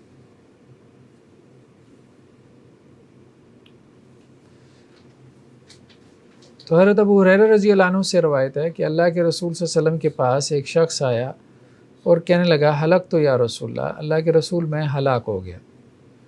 تو آپ صلی اللہ علیہ وسلم فرمایا کیا ہوا ہے؟ تو اس نے بتایا کہ میں روزے کی حالت میں اپنی بیوی سے تعلق قائم کر بیٹھا. تو آپ صلی اللہ علیہ وسلم فرمایا حل تجد ما تؤتق رقبہ، کیا ایک گردن آزاد کر سکتے ہو؟ یعنی اب روزے کے ساتھ کیا ہے؟ کفارہ بھی. اور کفارہ کیا ہے؟ ایک غلام کو آزاد کرنا. تو غلام آزاد کرنا اب تو وہ والا معاملہ نہیں رہ گیا، لیکن شاید ہم نے کسی کلاس میں ڈسکس کیا تھا کہ غلام کی جو ایوریج پرائس ہے، یعنی ایوریج غلام کی جو قیمت ہے وہ ادا کی جا سکتی ہے، یا اس کو آپ قیدیوں کے چھڑانے میں لگا سکتے ہیں. وہ لوگ جو کہ جن کے اوپر کوئی جھوٹے مقدمے قائم کر دیے جاتے ہیں، اور ایسے بہت سے لوگ جیلوں میں پڑے رہتے ہیں، تو وہ بھی گردن چھڑانے یا ایک طرح سے غلام آزاد کرنے کے معنی میں آ جاتا ہے. تو آپ صلی اللہ علیہ وسلم فرمایا کیا تیرے پاس کوئی غلام ہے جس کو آزاد کرے؟ تو وہ کہنے لگا کہ نہیں. تو اللہ کے رسول نے کہا فَهَلْ تَسْتَطِيعُ أَن تَصُومَ شَهْرَيْنِ مُتَتَابِعَيْنِ، پھر 2 مہینے کے لگاتار روزے رکھ سکتا ہے؟ قال لا، اس نے کہا نہیں. تو آپ صلی اللہ علیہ وسلم فرمایا فَهَلْ تَجِدُ مَا تُطْعِمُ 60 مسکینہ، پھر ایسا کر 60 مسکینوں کو کھانا کھلا لے. قال لا، اس نے کہا نہیں میں تو یہ بھی نہیں کر سکتا. ٹھیک ہے، غلام آزاد کرنا، لگاتار 60 روزے رکھنا، یا پھر 60 مساکین کو کھانا کھلانا. پھر وہ آپ صلی اللہ علیہ وسلم کی مجلس میں بیٹھ گیا، یہاں تک کہ ایک صاحب کھجوروں کا ایک ٹوکرا لے کر آئے. تو اللہ کے رسول نے کہا کہ وہ شخص کہاں ہے؟ تو اس کو متوجہ کیا، پھر کہا کہ جاؤ یہ کھجوروں کا ٹوکرا لے جاؤ اور اس کو صدقہ کر دو، کفارے کے طور پہ اسے صدقہ کر دو. تو اس نے کہا کہ جی مدینہ کے اندر مجھ سے زیادہ غریب اور مسکین کوئی نہیں ہے، تو میں کس پہ صدقہ کروں؟ تو آپ صلی اللہ علیہ وسلم پھر اس پہ ہنس پڑے اور کہا کہ اذهب فاطعم و اہلک، جا اور اپنے گھر والوں کو کھلا دے. تو اس سے یہ بھی معلوم ہوتا ہے کہ جن لوگوں کے اوپر کسی گناہ کے سبب کفارہ آ جائے اور وہ کفارہ ادا نہ کر سکیں تو بیت المال سے کفارہ ادا کر دیا جائے، یا پھر یہ ہے کہ دوسرے اہل علم جو ہے یا دوسرے جو لوگ ہیں سوسائٹی کے وہ اس کی طرف سے کفارہ ادا کر دیں تو کوئی حرج نہیں ہے، یا صدقہ خیرات سے کفارہ ادا کر دیا جائے تو اس میں بھی کوئی حرج نہیں. اور اگر اتنا غریب مسکین ہو کہ اپنے اوپر ہی کفارے کی رقم لگا لے تو انشاءاللہ سے اس میں بھی کوئی حرج نہیں. سر کفارہ صرف مرد پہ ہی ہے؟ رضامندی کے اوپر ہے، دونوں کی رضامندی ہے تو دونوں پر ہے، اور اگر صرف مرد کی رضامندی ہے تو صرف مرد پر ہے. تو وہی انما الاعمال بالنیات، اعمال کا دار و مدار. غلام کی قیمت آپ یوں کہہ لیں کہ کوئی 600 گرام گولڈ کے برابر ہوگی، آدھا کلو سونا، تھوڑی سی ہے. اس سے مراد ذہنی غلام ہے یا فزیکل غلام؟ ہیں ذہنی غلام کی بات ہو رہی ہے، فزیکل غلام. خیر بہرحال تو یہ ہے. اس کو آپ اس سے بھی لے سکتے ہیں نا، مطلب اس کی قیمت اس سے بھی نکالی جا سکتی ہے کہ دیت جو ہے نا، دیت ایک بندہ جو آپ نے قتل کر دیا خطاً، قتل خطا جیسے کہتے ہیں، اس کی دیت 100 اونٹ ہے، تو مطلب وہ ایک طرح سے اس کی پرائس ہے، ٹھیک ہے، اس سے بھی نکالی جا سکتی ہے. ایک آئیڈیا لینا ہے بس. تو بہرحال کفارہ جو ہے وہ اسی ترتیب سے ہے یا اس میں تخییر ہے، یعنی آپشن ہے، یعنی یہی ترتیب ہوگی یا اس میں آپشن ہے. تو اس میں فقہا کی دونوں آ رہا ہے. جمہور فقہا یہی کہتے ہیں کہ اسی ترتیب سے ہے کفارہ، یعنی پہلے غلام آزاد کرے، یہ نہ ہو سکے تو پھر 2 مہینے کے روزے رکھے، اگر اس کی استطاعت نہ ہو تو پھر 60 مسکینوں کو کھانا کھلائے. لیکن بعض فقہا اس طرف چلے گئے کہ اس میں اختیار ہے، جو بھی کام کر لے، کیونکہ بعض روایتوں میں او کا لفظ بھی آتا ہے. یہ 60 مسکینوں کو کھانا کھلانا ایک ہی وقت میں ہے یا اسے علیحدہ علیحدہ بھی کر سکتا ہے. ایک ایک کو کھلا دیا ہاں، جائے؟ ایک ایک کو کھلا دے، بالکل صحیح. یہ مسکین سے یہاں اسپیسیفکلی کیا معنی جاتی ہے؟ میں نے اردو زبان میں یہ پڑھا کہ مسکین کو کہتے ہیں مسکین اس کو کہتے ہیں کہ جس کے پاس کچھ ہے، اتنا نہیں ہے کہ جس سے اس کی ضرورت پوری ہوتی ہو، ٹھیک ہے. فقیر اس کو کہتے ہیں جس کے پاس کچھ نہیں ہے. انما الصدقات للفقراء والمساکین، صدقات فقراء کے لیے ہیں یا مساکین کے لیے. فقیر وہ ہے جس کے پاس کچھ نہیں ہے، اور مسکین وہ ہے جس کے پاس کچھ ہے. آپ یوں کہہ لیں کہ کچھ سورس آف انکم ہے، ٹھیک ہے. اب اگر اس کے 4 بچے ہیں، 20-25 ہزار اگر سیلری لے بھی رہا ہے تو کیا کرے گا؟ 10-12 ہزار تو کرائے میں دے دے گا. وہ یہ معاملہ ہے. تو یہ ہے کہ اس کے اخراجات پوری نہیں ہو رہے، بنیادی ضرورتیں پوری نہیں ہو رہی، جس کی وجہ سے وہ قرض کے بوجھ تلے آ جاتا ہے. یہ مساکین میں. اصل ایک آدمی اگر وہ کفارہ ادا کر رہا ہے تو ایک آدمی کو ہی 60 آدمیوں کا راشن دے دے یا کھانا دے دے، وہ بھی صحیح. بہتر ہے کہ 60 لوگوں کو کھلائے، بہتر یہی ہے، ٹھیک ہے. 60 مسکین کے الفاظ ہیں نا کہ 60 مسکینوں کو کھانا کھلائے، بہتر یہی. اور کھانا ہی کھلائے، روپے پیسے نہ دے. اس پہ ہم نے پہلے بھی بات کی تھی، ٹھیک ہے. لیکن اس میں بھی یہ خبر مشکل کام ہو جائے گا آج کے دور میں. عام طور پہ جو افطار پارٹیاں ہوتی ہیں یا افطار کی دعوت دی جاتی ہے، اس میں اکثر لوگوں کو یہ ہوتا ہے کہ نہیں، کوئی مشکل نہیں ہے. آپ کبھی رمضان میں یہاں نکلیں لاہور کی سڑکوں پہ، ہر دوسری سڑک پہ آپ کو لنگر خانے نظر آتے ہیں، ٹھیک ہے. تو آپ وہاں عموماً غریب لوگ ہی جاتے ہیں. مطلب وہاں جا کے جو روزہ افطار کرے گا سڑک کے کنارے بیٹھ کے، ظاہری بات ہے کہ وہ غریب مسکین ہی ہوگا. تو ضروری نہیں کہ روزہ افطار کروائے، کھانا کھلانے کا تذکرہ ہے.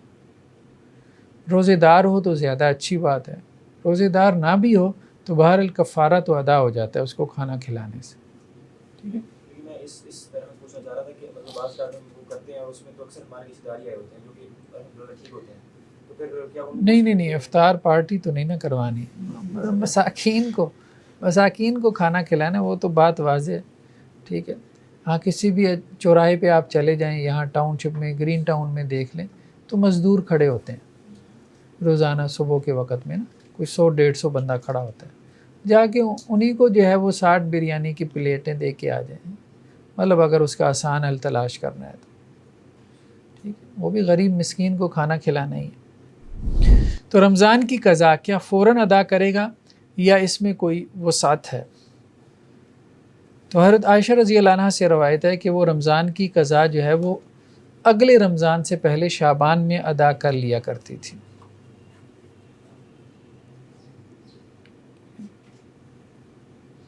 تو بہتر یہی ہے کہ اگلے رمضان سے پہلے یعنی اگلا جو فرض ہے اس سے پہلے جو ہے وہ پچھلے والا فرض ادا کر لے. لیکن اگر وہ نہیں ادا کرتا تو اب امام شافعی یہ کہتے ہیں کہ اب یہ قضا بھی ادا کرے گا اور کفارہ بھی دے گا. لیکن امام ابو حنیفہ کہتے ہیں کہ نہیں، صرف قضا ہی ادا کرے گا۔ اب یہ ہے کہ سستی اس نے کر لی ہے، ٹھیک ہے، لیکن اللہ تعالیٰ نے کوئی وقت مقرر نہیں کیا کہ اگلے سال سے پہلے ہی ادا کرے۔ ہاں بہتر یہی ہے کہ اگلے سال سے پہلے ادا کر لے، ریکمینڈڈ یہی ہے، لیکن اگر وہ لیٹ ہو گیا ہے سستی کی وجہ سے یا کسی اور سبب سے تو اس پہ کفارہ نہیں ہے امام ابو حنیفہ علیہ الرحمہ کے نزدیک۔ امام شافعی علیہ الرحمہ کے نزدیک اس پہ کفارہ بھی ہے کہ اس نے اپنے فرض کو کیوں لیٹ کیا 1 سال سے، ٹھیک ہے۔ اگر بعد میں رکھے گا جب وہ رہ گئے ہیں تو اس کو گناہ بھی ساتھ ہوگا؟ نہیں، گناہ تو نہیں ہوگا، گناہ تو نہیں، گناہ کی بات نہیں، بعد میں رکھنے سے گناہ نہیں، ادائیگی ہو جاتی ہے۔ سر آپ کو کون سی بہتر لگتی ہے امام ابو حنیفہ کی یا دوسری؟ امام ابو حنیفہ رحمہ اللہ علیہ کی رائے بہتر معلوم ہوتی ہے، کیونکہ کفارے کی ہمارے پاس کوئی دلیل نہیں۔ زیادہ سے زیادہ روایتیں یہی کہتی ہیں نا کہ حضرت عائشہ رضی اللہ عنہا اگلے رمضان سے پہلے رکھ لیا کرتی تھی، تو ہم یہ کہہ سکتے ہیں کہ ریکمینڈڈ ہے، مستحب ہے، پسندیدہ ہے، ٹھیک ہے، لیکن انداز ایسا نہیں ہے کہ اگلے رمضان سے پہلے رکھنا کیا ہے، ضروری ہے، فرض ہے۔ تو معاملے میں وسعت ہے، کیونکہ قرآن میں یہ آتا ہے فعدۃ من ایام اخر، دوسرے دنوں میں گنتی پوری کر لے۔ اب دوسرے دن کون سے یہ متعین نہیں کیا، وہ کوئی سے بھی دن ہو سکتے ہیں، لیکن فرض میں زیادہ تاخیر مناسب نہیں ہے، یہ بات آپ کر سکتے ہیں، کیونکہ کسی بھی وقت اللہ کی طرف سے جو ہے وہ حکم آ جائے۔ صحابہ کا عمل نہیں ملتا ہے اللہ کے نبی کی وہ یہی بات کر رہے ہیں نا کہ عمل تو یہی ہے نا کہ اگلے رمضان سے پہلے رکھ لیتے تھے، عمل تو یہی ہے۔ سر اگر کسی کے ذمہ قضا ہو اور وہ فوت ہو جائے، ہاں، یہ نیکسٹ مسئلہ یہی ہے کہ اگر کوئی صاحب فوت ہو گیا اور ان کے ذمے قضا ہے تو کیا، یعنی روزے قضا ہیں، تو کیا ان کی طرف سے ان کے وارث روزہ رکھ سکتے ہیں؟ تو اس میں فقہا کا اختلاف ہے۔ امام ابو حنیفہ اور امام مالک کا کہنا یہ ہے کہ اس کا وارث اس کی طرف سے قضا ادا نہیں کر سکتا، کہ یہ بدنی عبادت ہے، جیسے کسی کی نمازیں نہیں ادا کی جا سکتی۔ اچھا، نمازیں ادا کرنے کے بارے میں تو سب کا اتفاق ہے کہ کسی کی نمازیں جو ہے وہ اس کے ورثاء ادا نہیں کر سکتے، روزے کے بارے میں اختلاف ہے۔ تو امام ابو حنیفہ اور امام مالک یہ کہتے ہیں کہ روزہ بھی ادا نہیں ہو سکتا، بس یہ ہے کہ اس کا جو بھی وارث ہے وہ ہر روزے کے بدلے میں کیا کرے، کچھ کھانا صدقہ کر دے، مطلب جو اس کا کفارہ بنتا تھا نا روزے کا کفارہ کیا ہے، ایک مسکین کو کھانا کھلائے، ٹھیک ہے، 2 وقت کا کھانا یا کم از کم 1 وقت کا کھانا اپنے سٹیٹس کے مطابق، سوشل سٹیٹس کے مطابق، تو وہ کفارہ جو ہے وہ ورثاء ادا کر دیں، روزہ نہ رکھیں۔ لیکن شوافی کا کہنا یہ ہے کہ نہیں، اس کے جو ورثاء ہیں ان کے لیے ریکمینڈڈ یہ ہے کہ وہ روزہ رکھیں، یعنی مستحب یہ ہے۔ پھر اس کی کیا دلیل ہے کہ وہ روزہ رکھے؟ جب نماز نہیں ہے تو پھر یہ کیسے وہ روزے اس نے چھوڑے ہیں، تو اس کے چھوڑے ہوئے مال میں سے ادا کر دیا جائے گا جیسے قرض ادا کرتے ہیں؟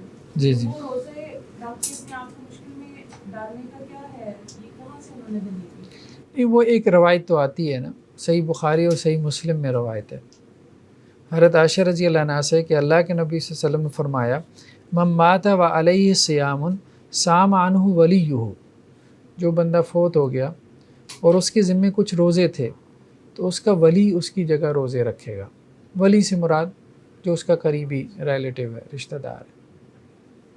تو روایت تو ملتی ہے کہ روزے رکھے جا سکتے ہیں، بلکہ بہتر یہی معلوم ہوتا ہے کہ روزہ رکھے، اس کا ولی اس کی طرف سے روزہ رکھے۔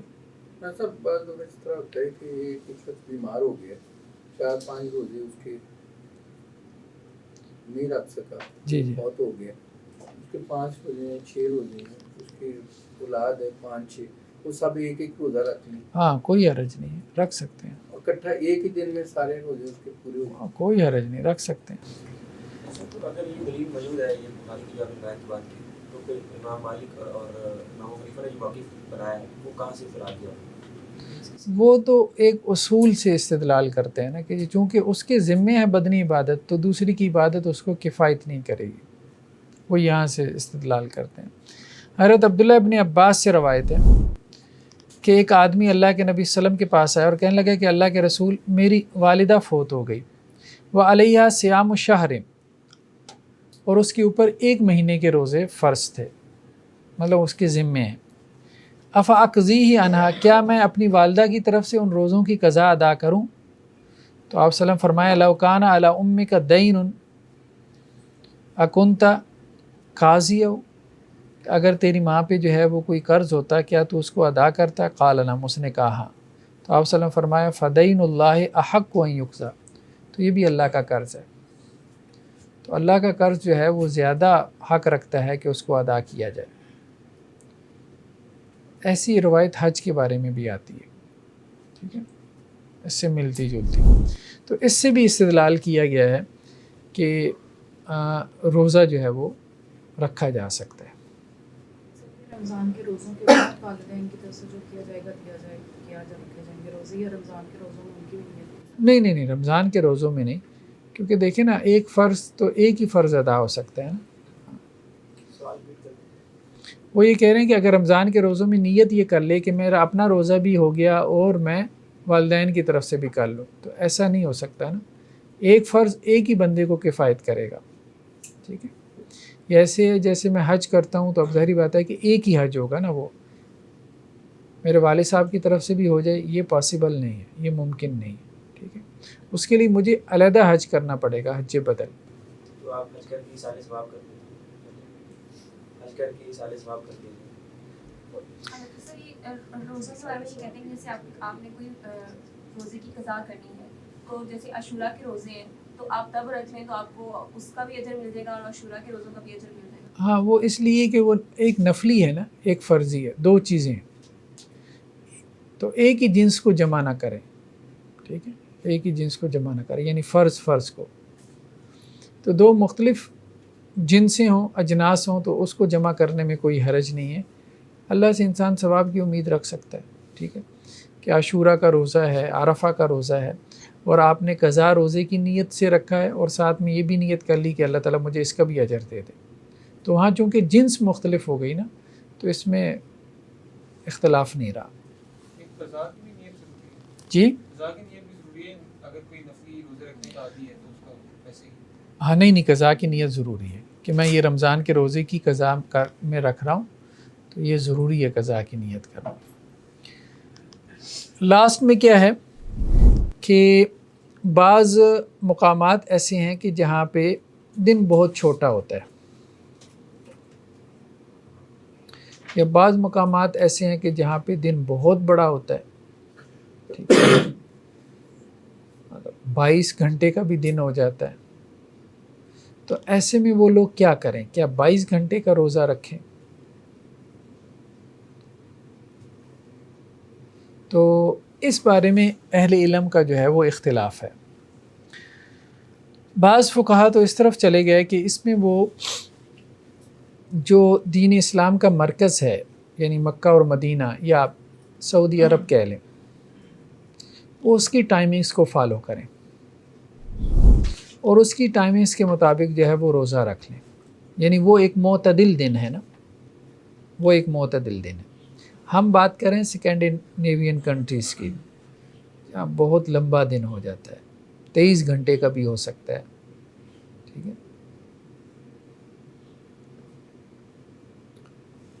ویسے اس کی ابتدا اور اس کی افطار کیسے ہوگی؟ یہی بات کر رہے ہیں نا، یہی بات کر رہے ہیں کہ سعودیہ کے ٹائم کو فالو کر لیں، سعودیہ کے ٹائم کو فالو کر لیں۔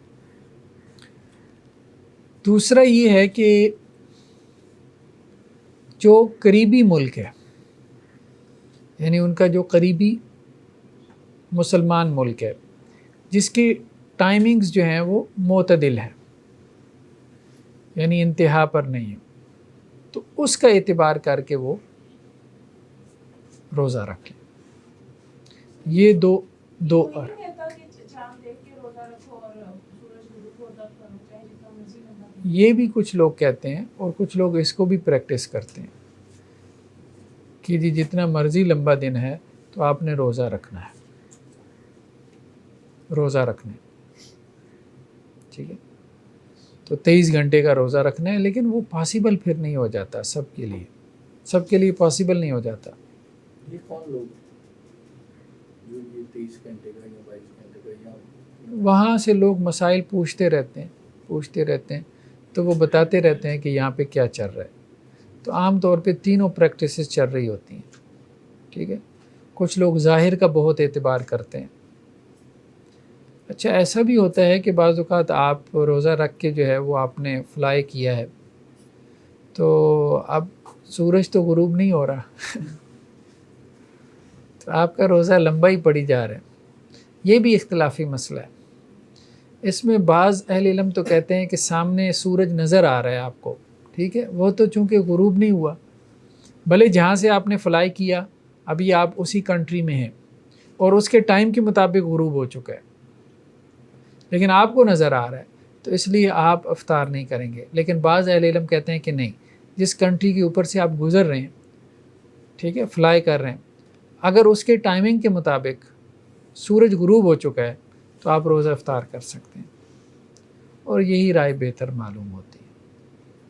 लेकिन सर इस तरह से अगर कोई शख्स ईस्टर्न हेमिस्फीयर से वेस्टर्न हेमिस्फीयर में जाता है तो वहाँ पे अगर सूरज मेरे सर पे था, 1 घंटे की ड्राइव के बाद सूरज ऑटोमेटिकली उसके होराइजन पे गुरूब हो जाएगा, फिर तो उसका 1 घंटे का रोज़ा बनेगा। इस हिसाब से करना चाहिए उसको इफ्तार। नहीं, मुझे समझ नहीं आई ये बात।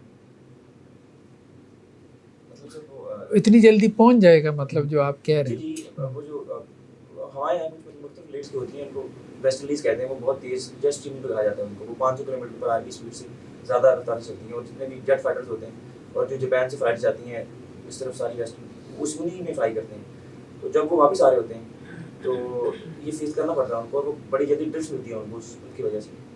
तो अगर तो यही दलील रखनी है हमने कि अगर उसके होराइजन के ऊपर सूरज गुरूब हो चुका है, तो मेरे ख्याल से 1 से 1.5 घंटे की फ्लाइट होती है टोटल, उसके अंदर वो इतना डिस्टेंस कवर कर चुके होते हैं कि सूरज उनके होराइजन में गुरूब हो जाएगा। तो इस हिसाब से तो रोज़ा 1.5 घंटे का होता है उनका, तो वो इफ्तार करना चाहिए उनको। देखिए, बात यह है कि हाँ, जिसने जिस तरह से दीन को समझा है ना, तो आप किस बुनियाद पे उसके साथ बहस करेंगे? मतलब आपके पास क्या बुनियाद है? वो तो कहेगा कि भाई दीन में हुक्म है, सूरज गुरूब हो गया तो मैंने कर लिया, आपको क्या मसला है कि 1.5 घंटे का या 1 घंटे का है? कहीं दीन में लिखा हुआ है कि 1.5 घंटे का रोज़ा नहीं हो सकता? वो फिर इस तरह से बहस करेगा ना। तो इसलिए जो इज्तिहादी मसाइल होते हैं उसमें दोनों पहलुओं से सोचने की गुंजाइश मौजूद होती है, या दोनों तरह के फतावा की जो है वो गुंजाइश मौजूद होती है। हाँ, बस सिर्फ एक मेलान सा होता है मेरा आपका ज़हनी या कल्बी मेलान कि हमें ये बात दुरुस्त मालूम हो रही होती है, वरना जो हम दलील दे दें ना, अब 1.5 घंटे का रोज़ा हो जाएगा, 1 घंटे का, आधे घंटे का, ये कोई दलील नहीं है, मतलब सॉलिड दलील नहीं है जिसे हम शरई दलील कह सकें कि अगले को हम कहें कि यार ये बाइंडिंग है, यार इस पर कुछ गौर करो। ये क्या बात, 1.5 घंटे का रोज़ा मतलब क्या कहना चाहते हैं? कहीं पे लिखा हुआ है कि नहीं होगा? तो मजबूत बात क्या है? मजबूत बात देखिए, मजबूत बात एक तो वो ये है कि जो ये कहते हैं कि सूरज जो है ना वो गुरूब हो जाए, ठीक है, क्योंकि शरीयत ने जो है वो इसी को सबब बनाया, ठीक है। यह हम उसूल फ़िक़्ह में पढ़ेंगे ना कि हुक्म का एक सबब होता है, ठीक है। तो शरीयत ने इसको सबब बनाया कि सूरज गुरूब हो जाए तो आप इफ्तार कर लें। तो सूरज गुरूब हो गया, और गुरूब होने का मतलब ये है कि मेरे सामने आँखों से ओझल हो गया, ठीक। तो वो तो इसको ज़ाहिर को लेते हैं, और ये बात तो है, ठीक है, ये बात है। दूसरे जो लोग कहते हैं कि जी बहुत लंबा दिन हो गया है, तो वो कहते हैं कि जी शरीयत का ये भी मिजाज है कि जहाँ जहाँ मुशक्क़त आ जाती है, बंदा ओवर बर्डन हो जाता है, तो शरीयत क्या करती है? रिलैक्सेशन पैदा करती है, रुखसत पैदा करती है। तो ये प्रिंसिपल हमें शरीयत की बहुत सी हदीसों में नज़र आता है, ठीक है। सफ़र में कसर कर दी, रोज़ा वैसे ही माफ़ कर दिया, मरज़ में माफ़ कर दिया, ठीक है। खड़े होकर नमाज़ नहीं पढ़ सकते, बैठ के पढ़ लें, बैठ के नहीं, लेट के पढ़ लें, वज़ू नहीं कर सकते, तयम्मुम कर लें। बहुत अहकामात हैं शरीयत के जहाँ रुखसत के पहलू निकाले गए ताकि बंदा जो है वो ओवर बर्डन ना हो। तो उन नज़ायर को, प्रेसिडेंट्स को सामने रखती है, फिर वो कहते हैं कि यहाँ पे अब एक चीज़ जो है ना वो एतदाल से हट गई है, तो हम उनके लिए क्या करेंगे? एक रुखसत पैदा करेंगे। अब रुखसत वो किसी प्रिंसिपल पे पैदा करनी है, यानी रुखसत का उसूल तो शरीयत से मिल गया कि लोग ओवर बर्डन हो रहे हैं, और ये बात समझ में भी आ रही है। 23 घंटे का रोज़ा हमारे लिए 16 घंटे का रोज़ा मुश्किल हो जाता है, 23 घंटे का रोज़ा, और वो भी उसने जॉब के साथ रखना है, बहुत मुश्किल। तो सर ऐसी कंट्रीज़ में जो रोज़े के अलावा जो मामला है उनमें भी तो कोई रखा होगा ना कि जैसे उनके वर्किंग आवर्स हैं कि वो अब सूरज के हिसाब जी, से तो जी। 24 घंटे काम करते होंगे। जी जी, ऐसे ही है। उसमें नमाज़ों का भी मसला पैदा होता है उनके लिए, नमाज़ों का भी मसला पैदा होता है कि आप मगरिब कब पढ़ें दरमियान में आपके पास है ही 1-2 घंटे, तो आप नींद कब पूरी करेंगे? मतलब आपने वो 2 घंटे जागना है और मगरिब भी पढ़नी है, फिर उसके बाद इशा भी पढ़नी है, फिर उसके बाद फिर फजर हो जानी है, तो बहुत मुश्किल है मैनेज करना। में कौन सा किसको फॉलो करते हैं ज़्यादा? नहीं नहीं, वहाँ मुख्तलिफ़ किस्म के लोग हैं ना, मुख्तलिफ़ किस्म के, चूँकि अरब उलमा भी मौजूद होते हैं, ठीक है, तो कुछ लोग उनको फॉलो कर रहे होते हैं, कुछ हमारे यहाँ बर सग़ीर पाक व हिंद से गए होते हैं, ये भी इज्तिहाद कर रहे होते हैं, कुछ इनको भी फॉलो कर रहे होते हैं। तो हमारे यहाँ के लोग ज़रा ज़्यादा सख्त हैं, ये तो कहते हैं बस ठीक है, बस करना है, ठीक है, 23 घंटे का रोज़ा है, 23 घंटे का रोज़ा रखें। हाँ, वो जो अरब उलमा हैं वो फिर रुखसत की तरफ जाते हैं, उनमें ज़रा जो है ना वो इज्तिहादी बसीरत और ये चीज़ें हैं कि वो सोचो विचार के बाद जो है ना। दिन 23-24 घंटे का होता है तो रात का क्या ड्यूरेशन होता है? रात तो बस 1-2 घंटे के लिए आती है। सोशल मीडिया में देख रहे थे और आप रहती है, ऐसे होता है, लोगों ने घंटे लगाए होते हैं, इससे लगता है यही था कि ऐसे भी मुल्क हैं जहाँ 6 महीने दिन रहता है, 6 रात, वो सूरज ग्रूब होता ही नहीं, बस निकल जाता है के ऊपर, तो नमाज भी किस तरह? बस ऐसे ही है कि वो आपने टाइमिंग्स मुकर्रर करनी है ना, फिर टाइमिंग्स आपने मुकर्रर करनी। इसका इशारा नबी सल्लल्लाहु अलैहि वसल्लम ने दिया तो है कि जब वो दज्जाल आएगा तो एक दिन 1 साल का होगा। सहाबा ने पूछा था हम नमाजें कैसे पढ़ेंगे, तो आप हाँ, बिल्कुल ऐसी कि अंदाजे से नमाज़ें पढ़ लेना। वो दज्जाल वाली रवायत है ना, वो सही कह रही हैं कि आप सल्लल्लाहु अलैहि वसल्लम फरमाया कि एक दिन 1 साल का होगा दज्जाल का। तो साहबा ने फिर पूछा भी था कि हम कैसे नमाज़ पढ़ें, तो आप सल्लल्लाहु अलैहि वसल्लम फरमाया कि अंदाजे से पढ़ लेना।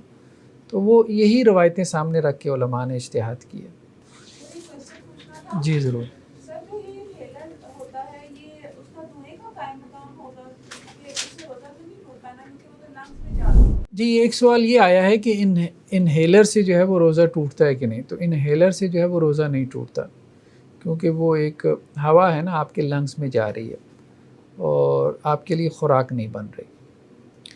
तो दूसरा इस पे सवाल ये पैदा हुआ कि क्या स्मोकिंग से भी फिर रोज़ा नहीं टूटता, मतलब फिर स्मोकिंग से भी नहीं टूटना चाहिए, क्योंकि वो भी तो एक तरह का धुआं है, ठीक है, और वो कौन सा आपके मैदे में जाके जो है वो ख़ुराक बन रहा है, और आप वैसे ही कह रहे हैं कि धुआं अंदर चला जाए तो रोज़ा नहीं टूटता।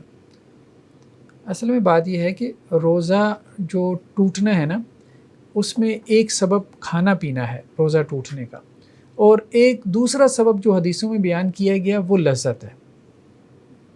वाज़े तौर पे रवायतें मौजूद हैं कि बंदा क्या करता है कि अपना खाना पीना भी तर्क कर देता है और अपनी लज़्ज़त भी तर्क कर देता है रोज़े की हालत में। हाँ, शहवत का लफ्ज़ इस्तेमाल हुआ है। तो इसलिए जो है वो मियाँ बीवी का जो ताल्लुक़ है उससे रोज़ा टूट जाता है, हालांकि वो खाने पीने का अमल नहीं है। तो ये जो है ना, ये बेसिकली शहवत में आता है, इंसान की ख्वाहिशात, इंसान की शहवत, यानी सिगरेट नोशी जिसे हम कह रहे हैं। तो इस वजह से जो है वो तदखीन जिसे हम कहते हैं, इस वजह से इससे रोज़ा टूटता है कि उसने अपनी शहवत को पूरा किया। तो तर्क शहवात जो है ना वो भी लाजिम है रोज़े के अंदर, ठीक है।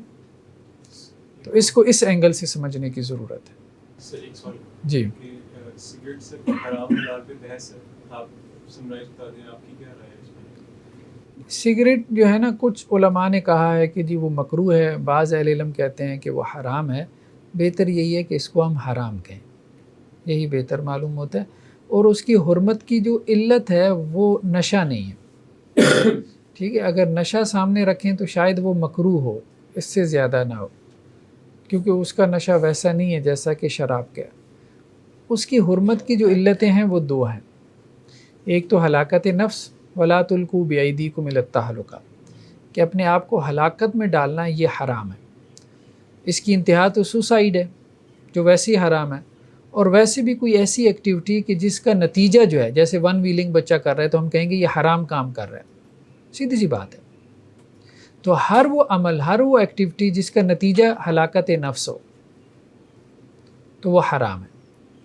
और दूसरा, हर वो एक्टिविटी, हर वो अमल कि जिसका नतीजा ज़रर नफ्स हो, नफ्स इंसानी को नुकसान पहुँचे, क्योंकि अल्लाह की ये नेमत है, ठीक है। तो नेमत में तो इंसान उसके इस्तेमाल में एक नियाबत का रोल अदा करता है ना, नाइब है। اب یہ نہیں کہ یہ میرا جسم ہے جو مرضی میں کروں، ہے میرا جسم میری مرضی ہے، تو ایسا تو نہیں ہے۔ تو اپنے جسم کو نقصان پہنچانا یہ بھی ٹھیک نہیں ہے، یہ بھی جائز نہیں، سلو پوائزننگ جسے کہتے ہیں۔ تو سگریٹ نوشی جو ہے وہ مضر صحت ہے، یعنی صحت کے لیے نقصان دہ ہے، کیونکہ سگریٹ کی ہر ڈبی کے اوپر لکھا ہوا ہے۔ اچھا، سگریٹ کی ڈبی پہ لکھا ہونا تو دلیل نہیں ہے، لیکن مسئلہ یہ ہے کہ یہ کس نے لکھا ہے؟ منسٹری آف ہیلتھ نے لکھا ہے یا لکھوایا ہے۔ اب وہ ایک اتھارٹی ہے اس معاملے میں کہ یہ مضر صحت ہے کہ نہیں ہے، یعنی کسی کو یہ ڈیبیٹ ہو سکتی ہے نا کہ جی یہ اس سے تو صحت کو کوئی نقصان نہیں پہنچتا، میں 10 سال سے پی رہا ہوں مجھے تو کچھ نہیں ہوا، تو ہم اس کو یہی کہیں گے کہ جس کی یہ فیلڈ ہے ہم اس کی طرف رجوع کریں گے کہ یہ مضر صحت ہے کہ نہیں ہے۔ اگر اطباء یہ کہتے ہیں، میڈیکل سائنس یہ کہتی ہے کہ یہ مضر صحت ہے، تو پھر میرے آپ کی بحث جو ہے اس میں مطلب وہ کوئی اہمیت نہیں رکھتی، تو بس وہ مضر صحت ہے، اور مضر صحت جو ہے کوئی بھی کام وہ الاؤڈ نہیں ہے۔ اور سر یہ صرف اپنے لیے نہیں ہے، جو پیسو اسموکنگ سے آپ دوسرے کو بھی اس میں مبتلا کر رہے ہیں، ہاں پیسو ایسے ہی اسموکنگ سے اتنا ہی نقصان دوسرے کو ہو رہا ہے۔ اور ایک اور وجہ بھی بعض اہل علم نے بیان کی کہ یہ اسراف ہے، ولا تسرفوا، اسراف بھی حرام ہے۔ تو اسموکنگ میں کیا ہے؟ اسراف ہی ہے نا، مطلب آپ پیسے کو آگ لگا رہے ہیں نا، سگریٹ پھونک رہے ہیں، اس کے لفظ بھی یہی استعمال کیا جاتا ہے، چین اسموکر دن میں کوئی 10 ڈبیاں تو پھونک جاتا ہے۔ اب وہ کیا کر رہا ہے؟ اس کا اگر آپ اس کو کیلکولیٹ کریں تو وہ سال میں لاکھوں کا روپیہ بنتا ہے، جو اپنی بیوی بچوں کے اوپر لگا سکتا ہے، ان کی ضروریات پوری کر سکتا ہے، جس کو وہ آگ لگائی جا رہا ہے، اور اس آگ لگانے سے کیا فائدہ ہو رہا ہے سوائے اپنے اندر آگ لگانے سے؟ تو اس اعتبار سے بھی یہ الاؤڈ نہیں ہے، جائز نہیں ہے، ہم اس کو حرام کہہ سکتے ہیں کہ اس میں اسراف ہے، اور اسراف جو ہے وہ دین میں حرام ہے۔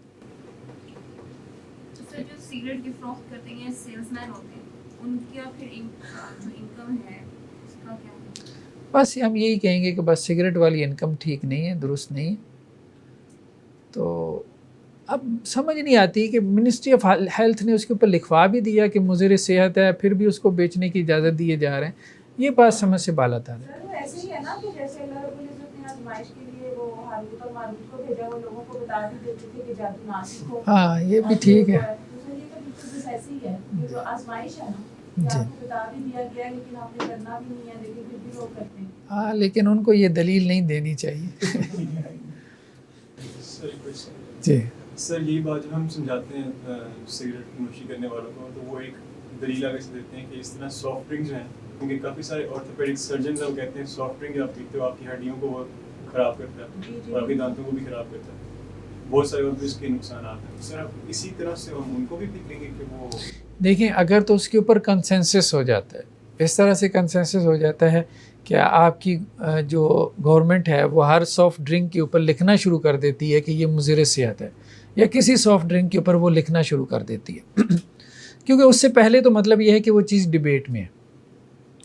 اگر اس کے اوپر کوئی لیجسلیشن ہو گئی ہے، قانون سازی ہو گئی ہے، ٹھیک ہے، اور حکومت کے اس کے اوپر کوئی ٹھپا لگ گیا، تو اس کا مطلب یہ ہے کہ ایک حد تک اس کے اوپر کنسنسس ڈیولپ ہو گیا میڈیکل سائنس کے لوگوں کا، پھر آپ اس پہ بھی یہی بات کہیں گے کہ یہ حرام ہے اس کا استعمال۔ ہاں باقی جس کو کلیئر ہوگی اس کو بچے۔ سر یہ ٹوبیکو کے حوالے سے بات کر رہی ہوں کہ جیسے جس طرح سے مطلب کہ یہ یوز ہوتا ہے تو اس حساب سے لوگوں کی جابس بھی اس سے وابستہ ہیں، زیادہ لوگ سیل کرتے ہیں، تو اتنی ساری جابس ہیں، اتنے سارے لوگ اس سے وابستہ ہیں، تو پھر وہ سارا پھر وہ کہاں سے جاب تلاش کریں، وہ مجبور ہے لیکن دیکھیں یہ وہ دلیل ہے نا کہ جیسے ہمارے ہاں جب یہ جو پتنگ اڑانا ہے بسنت ہوتی تھی، تو اب اس پہ پابندی لگائی حکومت پنجاب نے، تو کچھ لوگوں نے یہی کہا کہ جی بہت بڑی انڈسٹری ہے، اور ٹھیک ہے، لوگ ڈوریں بنا رہے ہیں، ٹھیک ہے، پتنگیں بنا رہے ہیں، اور ان کا ذریعہ آمدن ہے، ذریعہ معاش ہے، تو اتنے لوگ بے روزگار ہو جائیں گے۔ لیکن دیکھیں وہ جو بات ہے کہ قاتل ڈور ہے، ایک بندہ جا رہا ہے اور بچہ جا رہا ہے، یا کوئی شخص اپنے بچے کو بائک پہ لے کے جا رہا ہے، بس ڈور پھرتی ہے اور اس کی گردن علیحدہ ہو جاتی ہے۔ تو ایک انسان کی جان، قرآن یہ کہتا ہے کہ پوری نوع انسانی کی جان کے برابر ہے، یعنی ایک انسان کا قتل۔ تو جان کی حرمت بہت زیادہ ہے، جان کی حرمت بہت زیادہ ہے، تو ہم ایسی پروڈکٹس جو ہے وہ نہ بنائیں۔ اب آپ دیکھیں نا جتنے بھی یہ پروڈکٹس بن رہی ہیں ہمارے ہاں، اس طرح سے بہت سارے لوگوں کا روزگار لگا ہوا ہے، لوگوں نے گھروں میں کارخانے کھولے ہوئے ہیں، ٹھیک ہے, مطلب جو چاہے مرضی بیچی جا رہے ہیں, ہر برانڈ کی جو ہے وہ کاپی اور گھٹیا سے گھٹیا چیز جو ہے. لیکن اس سے کیا ہو رہا ہے, یہ ساری بیماریاں ایک دم سے کہاں سے آنا شروع ہو گئیں. مطلب آپ میڈیکل سائنس کے لوگوں سے بھی پوچھیں گے, وہ بھی کہیں گے بھائی 80% بیماریاں تو اصل میں وہاں سے آ رہی ہیں. ٹھیک ہے, یہ جو آپ کے یہاں ساری جو ہے وہ انڈسٹری لگی ہوئی ہے گھروں کے اندر, تو وہ روزگار تو لوگوں کا بنا ہوا ہے, لیکن انسانوں کی جان جو ہے وہ اس کی قیمت بن رہی ہے. سر یہ توہین دے کے تو پھر ہر چیز جائز ہو جاتی ہے. یہ جو لیکر کا کاروبار ہے اس کے ساتھ اتنے لوگوں کا جڑا ہوا ہے, سود کے کاروبار ہے اس کے ساتھ اتنے لوگوں کا ہاں روزگار بس وہ یہی ہے. ہر ایک چیز پہ تو انسانی جان کی حرمت ہے, انسانی جان کو نقصان پہنچے کسی چیز سے تو بہرحال اس کو اوائڈ کرنا چاہیے, اس کو بند اسرار صاحب والا موقف صحیح ہے, چھوڑ دیں اس چھوڑ دینا, سگریٹ نوسی کو چھوڑ دیں. ایک جاب بھی چھوڑ دیں. ایک دوست مجھے کہہ رہے تھے کہ دیکھیں یہ جو کہتے ہیں کہ سگریٹ کی عادت ہو جاتی ہے, میں آپ کو بتاؤں 10 سال ہو گئے میں سگریٹ پی رہا ہوں, مجھے عادت نہیں ہے اس کی. تو میں اس پہ ہنس پڑا کہ یہ کیا کہہ رہے ہیں, ان کو سمجھ بھی نہیں ہے. مطلب 10 سال ہو گئے میں پیے جا رہا ہوں, لیکن آج تک مجھے اس کی عادت نہیں پڑی. جی آپ نے سافٹ ڈرنک کے جو اپنا موقف پیش کیا کہ اگر کنسنسس ہو جاتا ہے اس کے اوپر تو اس کے اوپر ہم یہ فتویٰ دے دیں کہ وہی 10 والا جو ہمیں سگریٹ مل جائے. لیکن سر جو سائنٹیفک ریسرچ ہوتی ہے وہ کنسنسس بیس میں چل رہی ہوتی ہے, وہ فیکچوئل بیس چل رہی ہوتی ہے, اور اس بات پہ سائنٹیفک کمیونٹی کا کنسنسس ایٹ لیسٹ موجود ہے. وہ یہ کہتے ہیں, آپ بے شک گوگل سکولر میں سرچ کر دیجیے جا کے side effect of cold drinks کے اوپر جتنے پبلیکیشن چھپ رہی ہیں اور ہو چکی ہیں کام, یہ ایک پروون فیکٹ ہے کہ اتنا نقصان آپ کو ایک سگریٹ نہیں پہنچاتی جتنا ایک کپ آف کولڈ ڈرنک آپ کو پہنچا سکتے ہیں. کیونکہ جو سگریٹ ہے وہ صرف آپ کے لنگس کو افیکٹ کرے, جبکہ کولڈ ڈرنک کے اندر اتنی اگر 100 گرام شوگر آپ پیتے ہیں وہ کولڈ ڈرنک تو اس میں 83.5 گرام شوگر موجود ہوتی ہے جو کہ بہت کچھ تباہ کرتی ہے اندر سے. تو علتیں اگر صرف وہی رکھی جائیں, اسراف والی اور نقصان پہنچانے والی اور جو چیزیں بھی آپ نے بیان کی, تو سب کی سب فٹ ان بیٹھتی ہیں اس بات کے اوپر, اس چیز کے قطع نظر کہ حکومت نے اس کے اوپر کنسنسس کیا ہے یا نہیں کیا. کیونکہ حکومت شریعت کی قاعدے طے نہیں کرے گی. اگر ہم اسی ریسرچ بیس کام کر رہے ہیں تو فیکچوئل بیس اس کو دیکھا جائے گا. تو سر یہ لٹل پیش کرتے ہیں وہی لوگ, میرے بھی دوست سگریٹ پیتے ہیں, میں نے کئی بار یہی لٹل پیش کی ہیں, کیونکہ دیگر فقہا بھی جو علماء پیش کرتے ہیں وہ آگے سے یہی جواب پھٹ دیتے ہیں اور آگے سے پھر ہم کچھ کہہ نہیں پاتے. تو سر وہ کہتے ہیں کہ حرمت آپ نے نکالنی ہے نا اسی بنیاد کے اوپر, تو وہ ایسی 10 چیزیں گنوا دیتے ہیں جن کے اوپر یہ تمام علتیں فٹ بیٹھتی ہیں مگر وہ حرام نہیں ہے. وہ یہ بات ٹھیک کہہ رہے ہیں, تو اس کو ہم یوں کہہ سکتے ہیں, یعنی اگر اپنے جملے کو ریفریز کریں کہ اگر ایسا ہے کہ کسی کولڈ ڈرنک میں سگریٹ سے بھی زیادہ نفس انسانی کے لیے ضرر ہے تو وہ کولڈ ڈرنک بھی اسی طرح سے حرام ہے جیسے کہ سگریٹ. اگر مطلب آپ اس کو کنڈیشنل کریں نا, چونکہ میرا فیلڈ نہیں ہے تو میں کیوں کہوں, میں نے ایک چیز میں ریسرچ ہی نہیں کی, میں نے ریسرچ ہی نہیں کی. زیادہ خطرناک ہے کیونکہ اس کے ساتھ جو آپ کے منہ کا کینسر جڑا ہوا ہے, اس کے ساتھ آپ کی خوراک کی نالی کا کینسر جڑا ہوا ہے, اس کے ساتھ آپ کی لیرنگس کا کینسر جڑا ہوا ہے, اس کے ساتھ آپ کی لنگس کا کینسر جڑا ہوا ہے. سر وہ یہ جو ہے یہ ویسے آپ کو بہت ساری چیزوں پہ, نروس پہ, ہر چیز پہ نقصان دیتی ہے کولڈ ڈرنک, لیکن سگریٹ سے زیادہ نہیں دیتی. دیتی ہے لیکن اس سے زیادہ نہیں دیتی.